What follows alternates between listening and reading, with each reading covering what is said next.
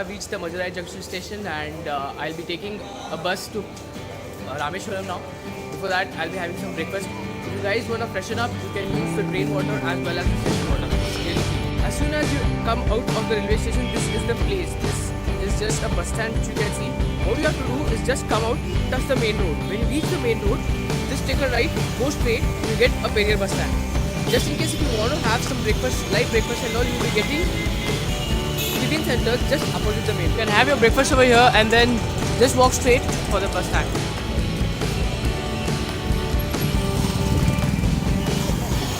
What you can do is you can take an auto from Madurai railway junction itself and they'll directly drop you to Mathutamini bus stand.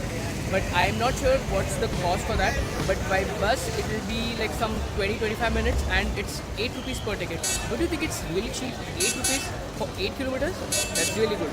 So next what to do is come to Mathutamini bus stand and I prefer taking an express bus to Rameshwaram. It's been just some 5 minutes that I have reached the station and then from there it's just 1 kilometer to the hotel which I am taking. I would like to show you the hotel. It's just a kilometer and they would just charge you the auto will charge some 50 rupees, that's all. Yes guys, now I am in an auto. We have an awesome auto driver. His name is Raja. He's been very kind to us. He has given us some discount. Firstly, we'll be going to the Vibhishan temple. I have my friend here, Soumya Nacha.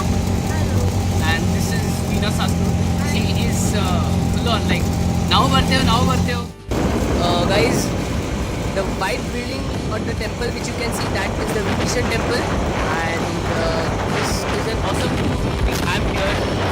There's water on the both sides. This is the place from where the famous Ram Setu was started. There are a few stones over here and they have done, so this is what people believe in. This place is called as Dhanushkodi and this is a place which connects to Sri Lanka within just some 46 kilometers if I'm not wrong.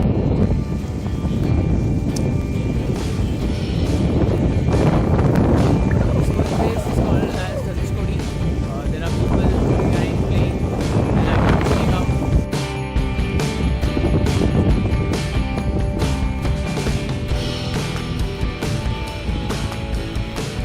What you see behind me is the railway station which is very old and it was submerged in a tsunami. This whole part is the railway station itself. Okay guys, now that you have seen the railway station, just come a little bit further. You will see the church that was affected by the tsunami. So nobody will tell you where to go and all. Just come a few steps further and just keep walking. On the right side you can see the church. This road is being constructed. I suppose once it is done they'll allow private vehicles over here. Okay. So this is the church which I was talking about. Alright guys, this is the Kalam house. Photography is not allowed inside, so let's respect it.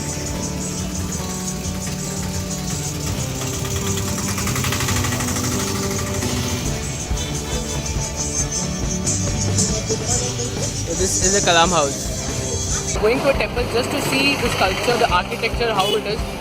The main part of the temple we'll be doing tomorrow, which is taking a bath in the holy waters. There are around 22 wells which we need to take bath in. This is the temple, the sculpture which I was telling you guys. It's a very old temple and it's worth a visit.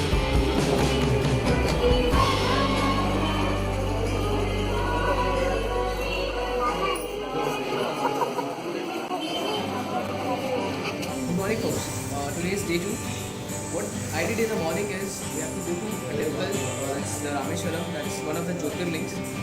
So get up at 4 o'clock, get ready by 4:30, get into a line, you have to take a ticket which is of 25 rupees and you have to go to our 22 tirthams.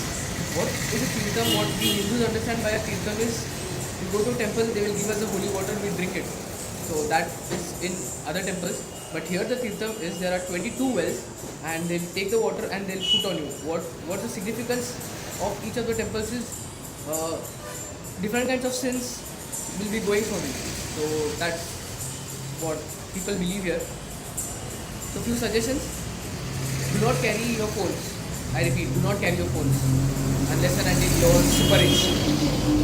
And next part, go early, very early, so that there's very less queue. What you see behind me is the APJ Abdul Kalam Memorial. That's the view.